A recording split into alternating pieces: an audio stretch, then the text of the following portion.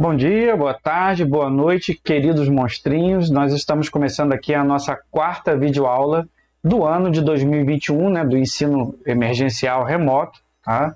Essa aula ela é referente à quarta semana de atividades remotas. A gente vai falar um pouquinho hoje sobre globalização, vamos falar um pouquinho sobre a compressão do espaço e vamos falar sobre a difusão da produção pelos diferentes territórios, pelos diferentes países do globo. Para isso, é muito importante que você faça uma leitura cuidadosa do capítulo 3 do livro didático, tá? E que você assista também, além dos materiais que eu disponibilizei aqui na quarta semana, que vocês deem uma olhada no documentário que eu disponibilizei para vocês na semana passada, o documentário Por uma Outra Globalização. Tá? Eu acho que isso tudo vai trazer elementos para que você consiga compreender este fenômeno, que é complexo na sua natureza, tá? Mas que a gente vai tentar aqui destrinchar ele de forma mais simples. Então, é claro, toda simplificação ela acaba cometendo alguns equívocos, a gente acaba deixando passar pontos importantes, principalmente, e reforço, nessa ideia de a gente ter uma videoaula de 40 minutos, muitas das questões importantes vão ficar de fora, mas aí a gente vai tentar completar essas lacunas, né, com a nossa atividade síncrona e com todo esse material que você tem ali disponível. Tá? E para começar a aula de hoje, eu vou inclusive citar aqui um trechozinho do livro didático. Logo ali no início do capítulo 3, na página 54, tem o seguinte trecho aqui. A globalização e suas transformações econômicas, sociais e culturais se manifestam espacialmente diluindo ou reforçando fronteiras. Por que eu tirei esse pequeno trecho logo do início do capítulo? Tá? Porque aqui tem vários elementos que vão vai contribuir para o nosso entendimento, tá? Sobre o que é necessariamente a globalização.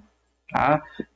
Quando eu falo sobre a globalização, em um resumo bem rápido, a globalização ela é um fenômeno comercial. Ela teve início ali no século XV, quando logo você tem o início da expansão marítima, essa expansão marítima que já tinha como objetivo restabelecer um comércio florescente ali na Europa.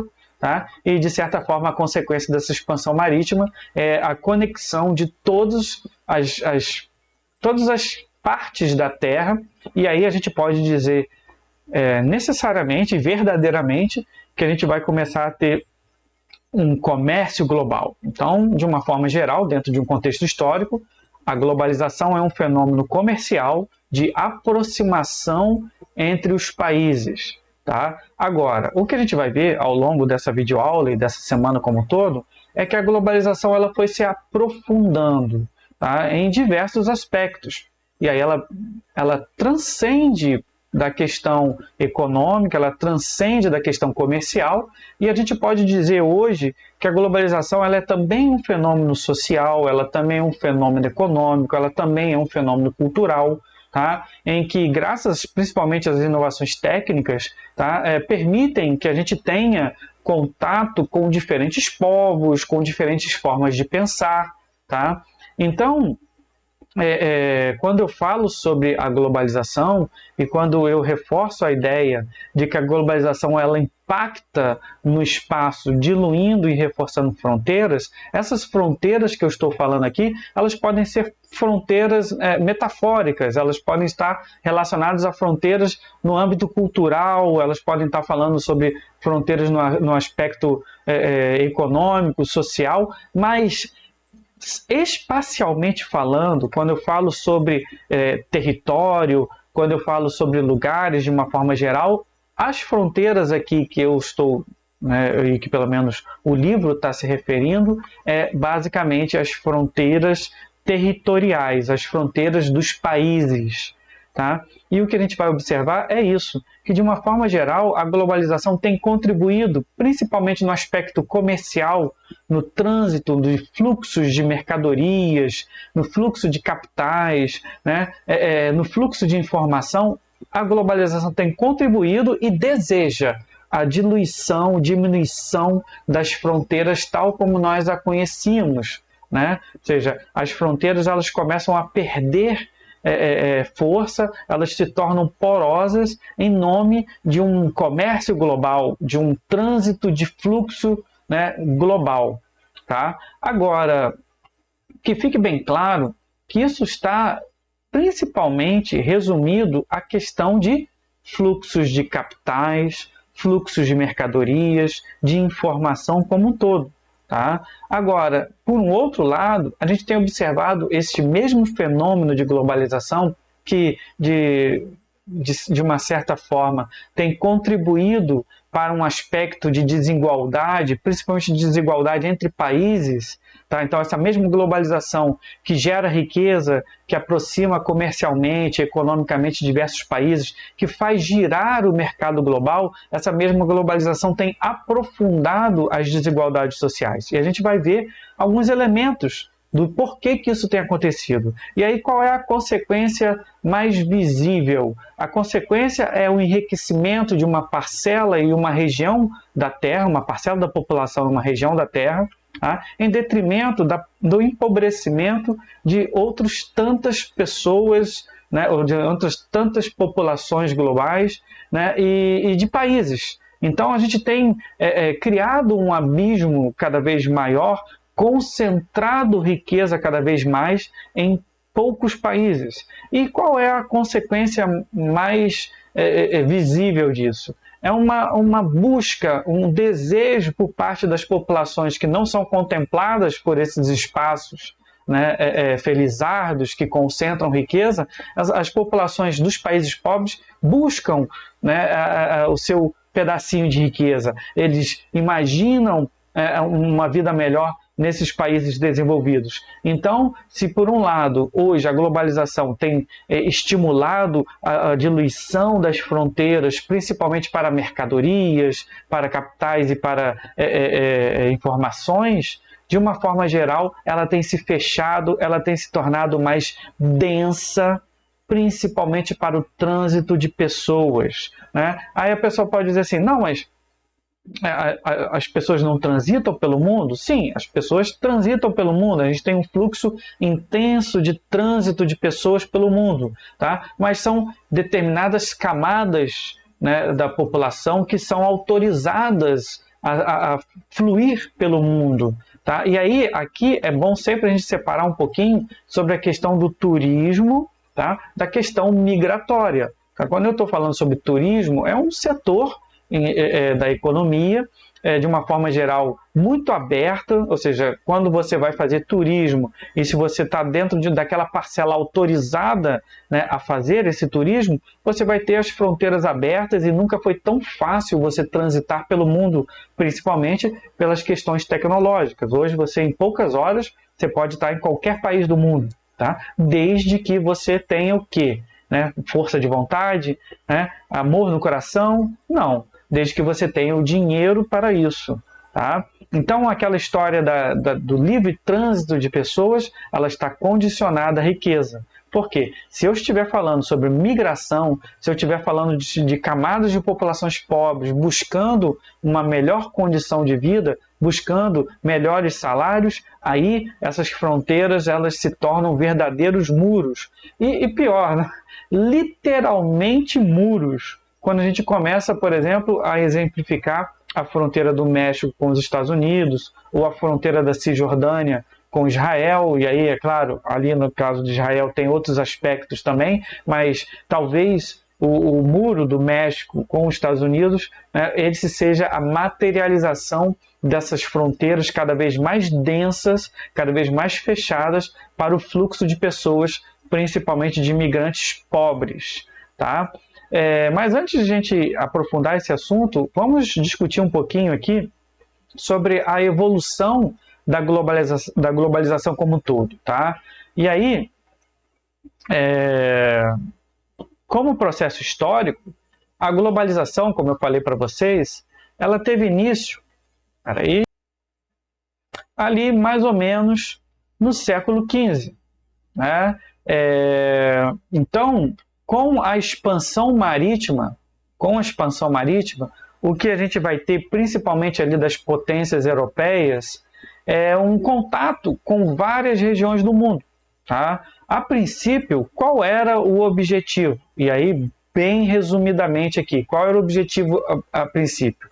Era estabelecer comércio de especiarias e depois, né, os recém-estados criados, os recém-estados nacionais criados, eles tinham como principal objetivo acumular riquezas via metalismos, ou seja, via uma balança comercial favorável, ou seja, de certa forma, estabelecer algum tipo de comércio ou algum tipo de bem que pudesse garantir a esses países, tá, o acúmulo de metais preciosos, principalmente de ouro. Tá?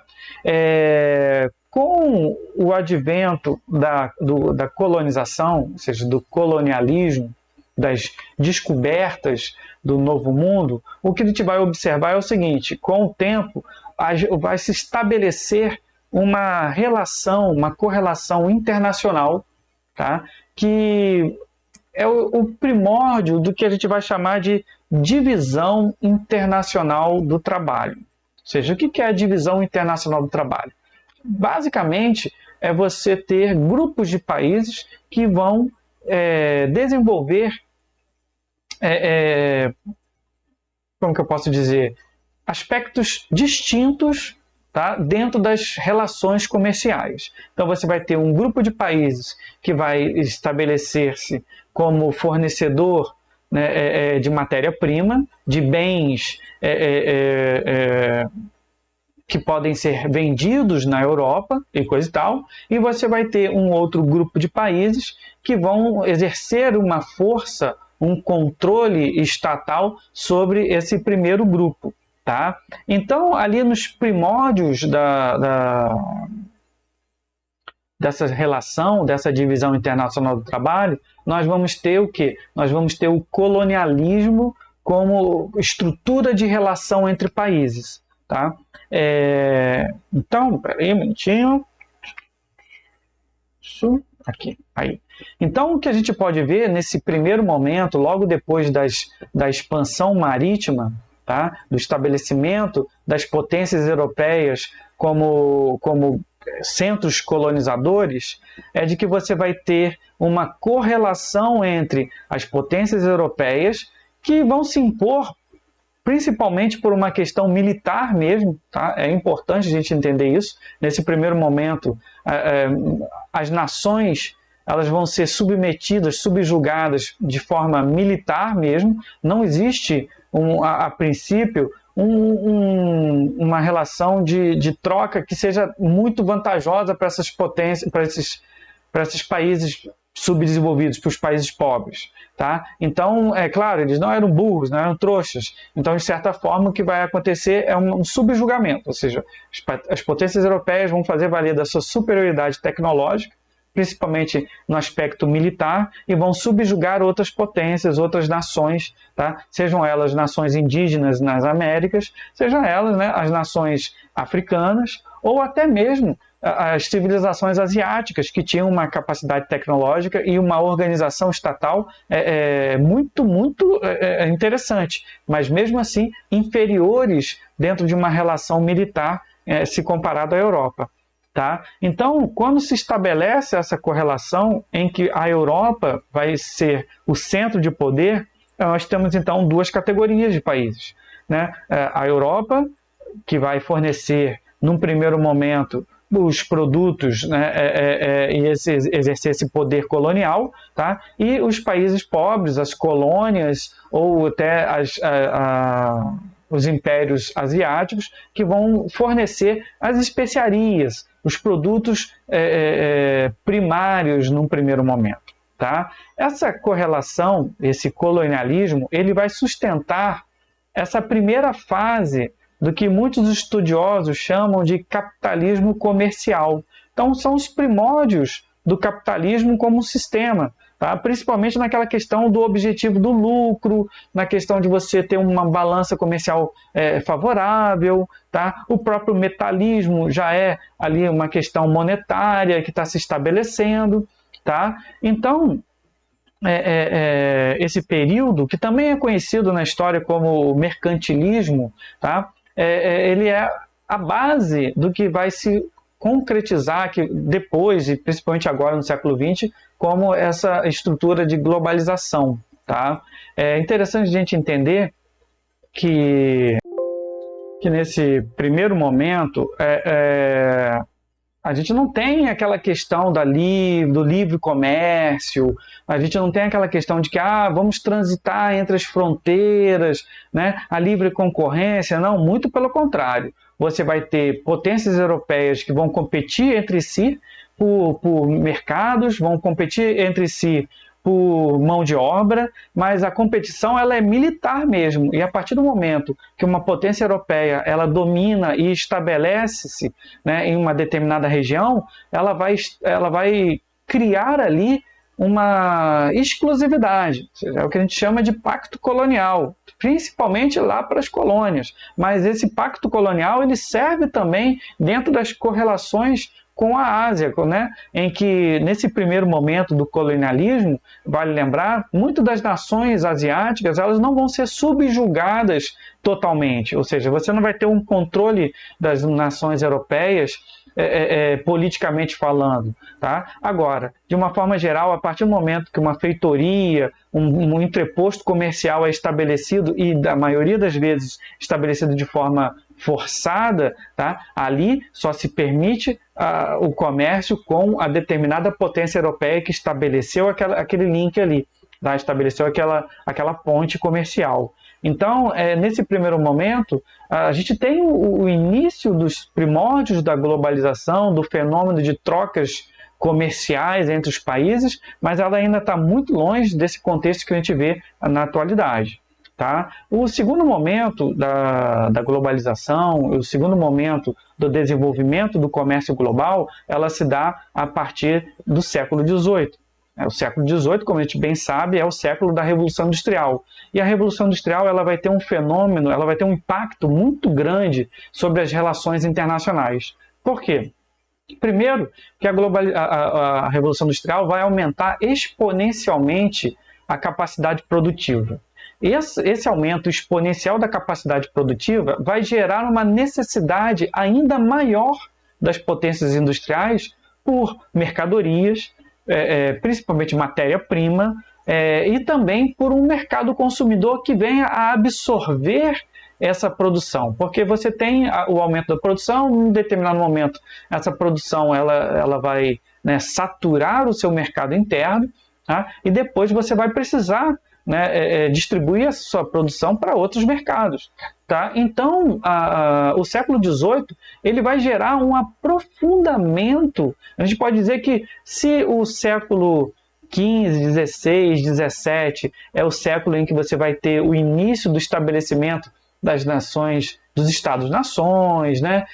Você vai ter o início do estabelecimento dessas relações de pacto colonial entre as potências, as metrópoles europeias e as colônias, né, no restante do mundo. A gente pode dizer que o século XVIII e a Revolução Industrial vai exigir ainda mais um aprofundamento dessa correlação.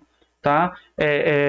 Inclusive, a gente vai ter um neocolonialismo que, de certa forma, é um avanço, tá, da política colonial por países que até então essa correlação era mais superficial. Por exemplo, na própria África, nos primeiros séculos da colonização, do colonialismo, o que você tinha eram os europeus estabelecendo portos comerciais, né, e a relação entre os africanos e os europeus ela se dava muito nessa questão mais superficial. Com o advento da Revolução Industrial, além da própria capacidade técnica, a necessidade ela é maior. Então, o que a gente vai ter são os europeus penetrando mesmo, lespa, pelo território africano e subjugando as nações africanas e as dividindo de acordo com seus interesses. tá? E é muito importante a gente entender que essa divisão europeia ali, ela vai surtir um efeito muito pesado até hoje no continente africano, tá? Porque você vai criar fronteiras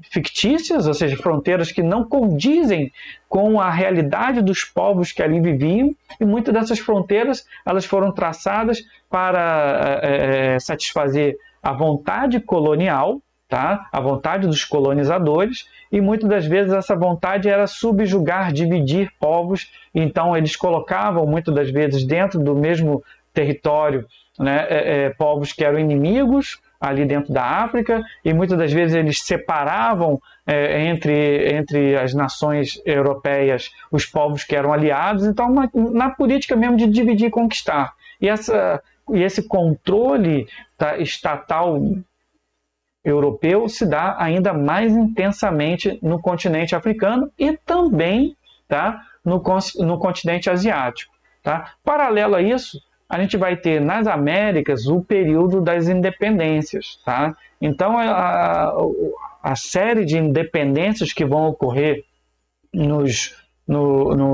aí já a gente ali para o século XIX, né, principalmente no século XIX, essas independências, elas muitas das vezes vão ser apenas administrativas, a tal da independência de bandeira e hino. Você cria uma bandeira, um hino, tá? Mas muitas dessas independências não criaram uma ruptura real, tá? De dependência, dessa dependência que existia com as metrópoles europeias. Então, até porque muitas dessas independências elas foram para atender interesses das elites locais, né, muito mais do que os interesses das populações como um todo, e logo depois que esse período conturbado de independências passou, muitas dessas elites restabeleceram aquela relação de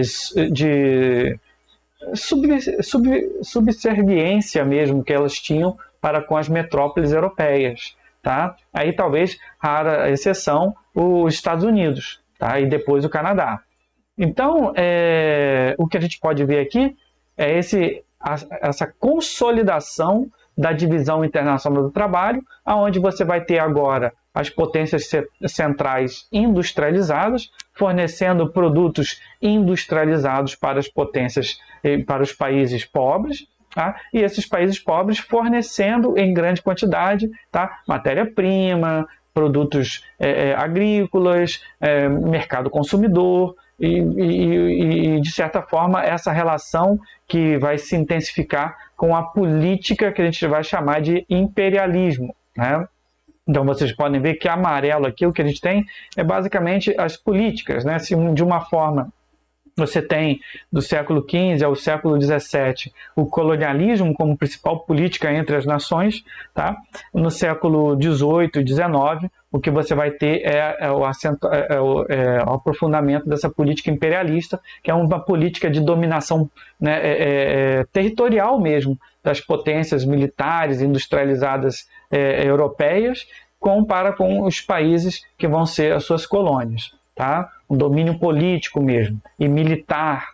E aí a gente chega finalmente ao século XX, tá? E ao século XX a gente vai ter, principalmente, o século XX a gente pode dividir entre antes e depois da Segunda Guerra Mundial. Até a Segunda Guerra Mundial, o que a gente vai ver é o aprofundamento daquelas políticas imperialistas de domínio, né, das potências europeias sobre suas colônias. Mas é exatamente essa disputa por colônias, essa disputa por novos mercados, por um espaço vital, né, que vai fazer com que essas potências europeias se choquem nas guerras mundiais. Tá? E aí depois que a Segunda Guerra Mundial acaba, a gente vai ter uma reorganização dessa divisão internacional do trabalho.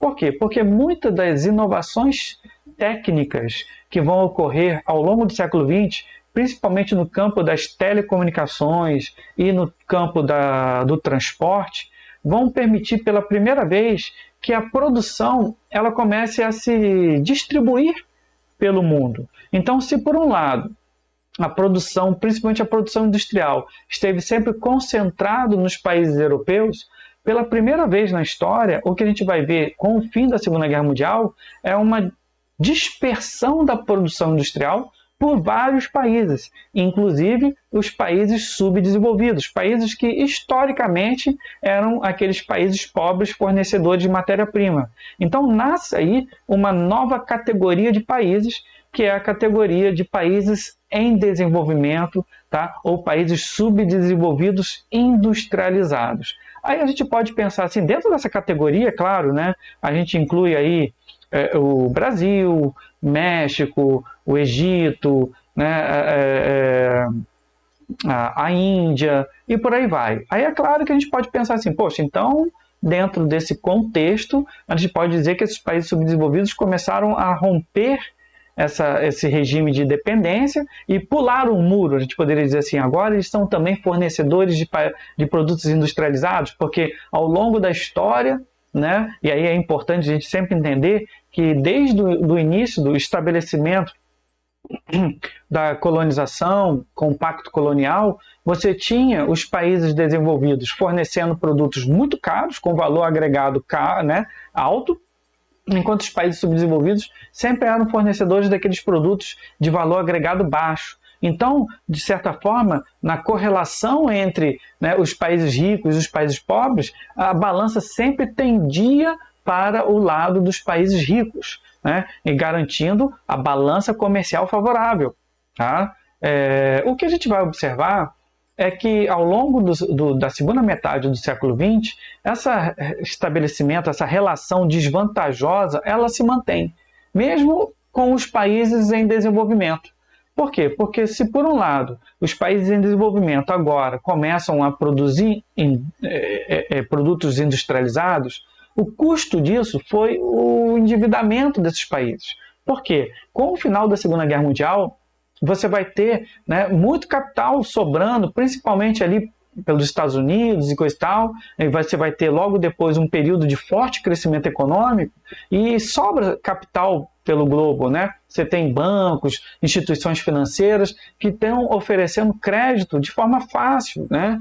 E aí o que acontece? Muitos países pegam esse crédito, aumentam sua dívida, para com esses credores e fazem o quê? Investem em infraestrutura.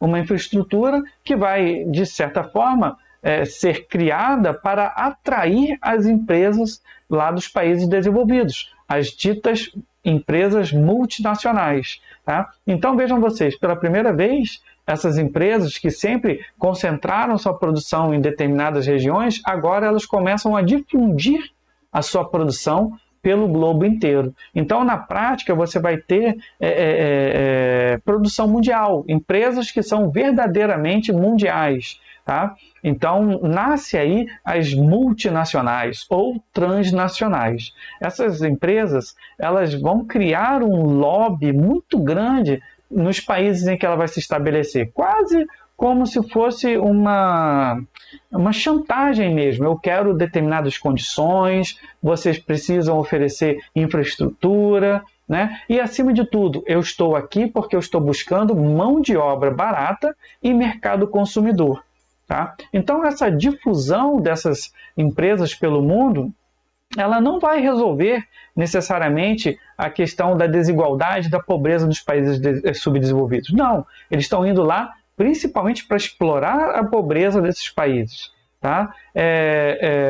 Então, ao mesmo tempo que esses países têm se endividado com os credores, tá? Principalmente os credores de países desenvolvidos, e ao mesmo tempo que eles estão se industrializando, você vai ter a mão de obra ainda muito barata, ou seja, então você não vai ter um ganho de capacidade de compra dessa população.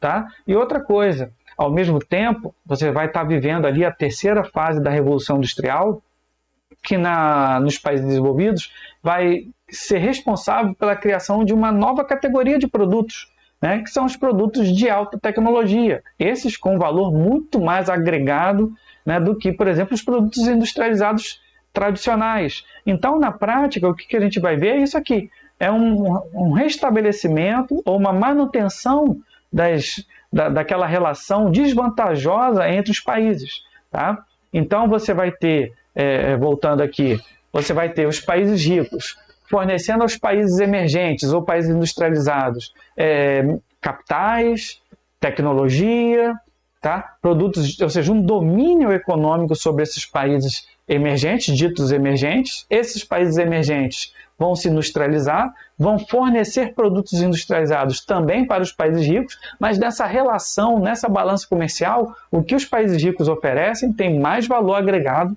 do que o que os países emergentes podem oferecer, tá? E você tem agora, efetivamente, um domínio completo, porque para que esses países consigam produzir seus produtos, eles dependem tecnologicamente desses caras aqui, tá? E pior ainda são os países pobres, aqueles subdesenvolvidos que se mantêm como fornecedores de matéria-prima, porque aí eles se tornam dependentes em todos os aspectos, até da tecnologia dos países ricos, tá? Porque no aumento da tecnologia no campo, aquela antiga formação, aquela antiga exploração do campo, né, baseada na mão de obra e coisa e tal, ela também começa a ficar para trás. Tá? Você vai precisar investir pesado em tecnologia, você vai precisar investir pesado na mecanização do campo para você ter um produto que seja competitivo lá fora. Então, o domínio tecnológico, tá, dos países ricos, ele se dá também lá nos países pobres, só que com um fator ainda mais agravante. O que os países pobres têm a oferecer é um valor muito menor, são produtos de valores ainda menores do que o que esses carinhas aqui podem oferecer. Tá? Então a gente tem um restabelecimento e um aprofundamento das desigualdades, né, entre essas relações que foram estabelecidas pela Divisão Internacional do Trabalho, agora no século XX chamada de Nova DIT, ou Nova Divisão Internacional do Trabalho. Tá? Beleza? Essa terceira revolução industrial, que a gente, né, discutiu um pouquinho isso lá no segundo ano, ela também pode ser, né, ela pelo menos, ela foi responsável, tá, pelo avanço principalmente das comunicações. Então a gente tem a criação de uma sociedade que, além das relações comerciais tradicionalmente ligadas ao processo de globalização, ela também vai estar aprofundando as relações culturais. Então é um momento em que a gente vai ter uma difusão da cultura, uma difusão do conhecimento, tá? Ainda mais profundo entre os diferentes povos do globo. Tá? Então eu posso entrar aqui nesse assunto aqui, que basicamente revolução tecnocientífica e informacional é um dos pilares da sociedade moderna. Tá? É interessante que essa expressão, esse termo, revolução tecnocientífica e informacional, ele é um termo, na verdade, um conceito desenvolvido pelo geógrafo Milton Santos, ou seja, aquele mesmo geógrafo lá do documentário que vocês viram, né? E o Milton Santos, ele trabalhou diversos conceitos sobre o espaço. Tá? E nos últimos anos da sua vida, ele estava muito focado em entender o processo de globalização. Inclusive, o documentário que vocês viram, ele é pautado num livro, né, que por uma outra globalização, em que ele estabelece aquilo que ele estava observando. Ou seja, você tem a globalização que se tenta vender na mídia, essa globalização, né, do comércio, a globalização do marketing, tá? Aí depois ele estabelece que essa globalização bonitinha, essa globalização que se tenta vender como um formato ou um fenômeno que vai diminuir a desigualdade, que vai diminuir a pobreza. Aliás, muito do argumento em pró a globalização é de que o aumento do fluxo de mercadorias iria, consequentemente, contribuir para o aumento da economia, do tamanho das economias do mundo. Tá? E, consequentemente, você teria uma melhoria da qualidade de vida das pessoas. Tá? Estruturalmente falando, isso é um fenômeno que a gente pode observar, ou seja, de uma forma geral, o mundo está menos pobre, mas essa diminuição da pobreza e principalmente a melhoria da qualidade de vida que muitas pessoas têm tido acesso é um pouquinho mais complexo. Tá?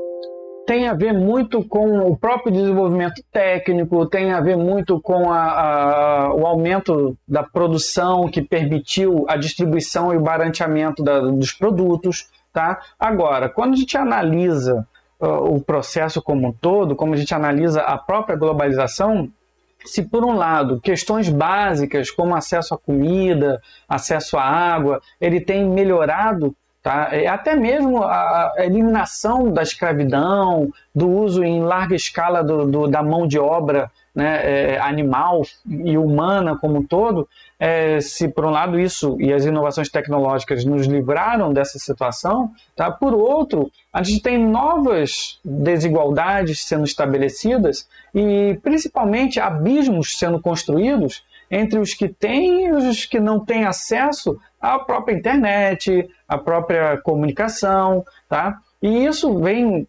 condenando segmentos inteiros das sociedades dos diferentes países a uma condição eterna de submissão a determinados escolhidos, a determinados grupos de pessoas, tá, que tiveram e que têm acesso a esses bens, tá? Acesso a essas oportunidades. Mas isso é um assunto que, para a gente entrar, a gente vai discutir e vai ficar aqui muito tempo. Então, não é o intuito nosso agora. O importante é vocês entenderem que o Milton Santos, ele então apresenta essa globalização, ele mostra que tentam vender uma globalização para a gente, tá? Ele mostra um pouco sobre a globalização tal como ele a vê efetivamente, essa globalização que ele vai tentar problematizar, né, e demonstrar que, de uma forma geral, essa globalização tem aprofundado as desigualdades e os abismos, tá? E no final do livro dele, ele tenta propor e dizer que necessariamente a globalização não precisa ser um fenômeno ruim. Tá? Se por um lado a globalização tal como ela é atualmente, ela tem aprofundado as desigualdades, ela tem um lado positivo, a difusão de informação, a difusão de conceitos, a difusão de causas, né, por diferentes povos, tá? Conectando pessoas. Isso é um aspecto da globalização atual que pode sim ser explorado de forma positiva. Tá? Então, ele trabalhou muito sobre a questão da globalização, mas um outro importante trabalho que ele fez foi entender a construção do espaço e a natureza do espaço capitalista, né? Quais aspectos construíram esse espaço. Então ele aborda muito a construção do espaço capitalista e do espaço geográfico como um todo, tá? Pelo desenvolvimento das técnicas, ou seja, o desenvolvimento da ação do homem e sobre o meio. Tá? Então ele estabelece diferentes fases da evolução técnica que permite inovações do ser humano e diferentes abordagens do ser humano sobre o espaço. Tá? Para ele identificou as mudanças e última dessas grandes revoluções técnicas que vão, né, aprofundar a ação do homem sobre o espaço é o que ele chama de revolução técnico-científica informacional. Né? E o que é essa revolução técnico-científica informacional? É basicamente o que a gente vê ali na terceira fase da Revolução Industrial. A aplicação da ciência, da informática sobre a técnica vai permitir, né, a construção do espaço capitalista moderno. Tá? E aí é sempre bom entender, tá, que qual é o objetivo da revolução, qual é o objetivo da globalização? Intensificar as trocas, intensificar a aproximação, né, das mercadorias, o fluxo das mercadorias. E aí é interessante porque essas inovações técnicas, elas criaram um fenômeno que um outro geógrafo, né, agora o David Harvey, ele vai chamar de compressão do espaço e do tempo. Tá? Ou seja, a distribuição técnica científica pelo espaço vai criar uma sensação de encurtamento do mundo, principalmente quando a gente analisa o trânsito de informação e o trânsito de mercadorias, tá? Até de pessoas. Lá no século XV, século XVI, se levava anos para você, né, ir de um continente para o outro, meses, né? Meses. Você fazer uma viagem intercontinental, tá? Ou seja, saindo da Europa, indo para a Ásia, poderia sim até levar um ano e meio, dependendo da complexidade da sua viagem e dos seus objetivos. Tá? E o que a gente pode observar hoje é de que em poucas horas eu posso fazer a mesma viagem. E a mesma coisa a questão da informação. Às vezes, uma informação ela levava, né, meses para transitar entre os diferentes países. E hoje, quase que de forma instantânea, ela transita pela internet, pela televisão. Talvez o atentado do 11 de setembro tenha sido um excelente, né, exemplo disso. Quando as Torres Gêmeas foram atacadas, tá, quase que imediatamente o mundo inteiro, né, foi conectado àquele fenômeno. Para vocês terem uma ideia, houve mais ou menos uns 15 minutos entre a primeira torre a ser atingida e a segunda. Né? E basicamente, em vários lugares do mundo, né, as pessoas assistiram ao vivo o choque da segunda torre, né, do avião sobre a segunda torre. Né? Por quê? Porque você já tinha conectado, a notícia já tinha se espalhado pelo planeta inteiro. Tá? Então, o David Harvey ele vai chamar atenção para isso. Como que as inovações técnicas, né, as inovações científicas, elas têm encurtado efetivamente os espaços. Tá? Agora, é sempre muito importante a gente entender o quê? Essa difusão das técnicas, essa difusão, né, pelo espaço, ela não é homogênea, ela não acontece igualmente para todos os lugares. Ela vai estar sempre, como que eu posso dizer, sobre a influência da necessidade do capital, de investir ou não em um determinado espaço. Então, a revolução técnico-científica, ela atinge os espaços de formas diferentes. Tá? E isso vai condenando diferentes espaços a determinadas posições dentro da estrutura global. Tá? E é interessante que, quando a gente fala sobre a ação sobre o espaço, principalmente das técnicas, o Milton Santos mesmo ele vai identificar essa ideia de fixos e de fluxos. Ou seja, o que seriam fixos? Seriam basicamente o conjunto de infraestrutura, simplificando bastante aqui, tá? O conjunto de infraestrutura necessária para que você possa estabelecer o fluxo, né, de alguma coisa naquele espaço. Tá? E aí a gente tem uma sociedade hoje que ela é pautada pela globalização a trânsito de coisas. Tá? Então você constrói autoestradas, torres de celulares, portos, aeroportos, isso são os fixos, que são investidos pelo capital dentro de um determinado interesse. Tá? Ou seja, essa distribuição ela sempre segue um interesse, né, do capital de alguma forma, de um grupo de capitais, né? E aí, com base nesse investimento, você vai permitir o fluxo, né, de mercadorias, de informação, de pessoas pelo aquele determinado espaço. Tá? Assim, para não ficar tão subjetivo, eu vou exemplificar aqui a questão da cidade de Macaé. Né? Se você pega Macaé, uns 35 anos atrás, ela era não mais do que uma cidade, uma colônia de pescadores. É uma cidade de 35 mil habitantes. A partir do momento que vai se encontrando reservas de petróleo na bacia de Campos e a Petrobras, né, escolhe, olha só como que é uma decisão vertical, uma decisão que vem de fora da cidade de Macaé, uma decisão que vem de uma grande empresa, nesse caso uma multinacional brasileira. Ela estabelece, essa cidade aqui vai ser o meu polo, né, vai ser meu polo onshore, né, para que eu possa estabelecer toda a infraestrutura para dar suporte às plataformas, ou seja, a toda a minha divisão offshore, que vai se desenvolver no mar. Né? Então, veja, uma decisão externa àquele espaço, uma decisão que foi tomada em alguma sala com ar-condicionado, né, em Brasília, ou na sede no Rio, né, que vai determinar profundamente a história da cidade de Macaé. Porque a partir daquele momento você vai ter um forte investimento do capital, tá? E aí esse forte investimento vai se resumir na aplicação e na introdução de diferentes fixos naquele espaço.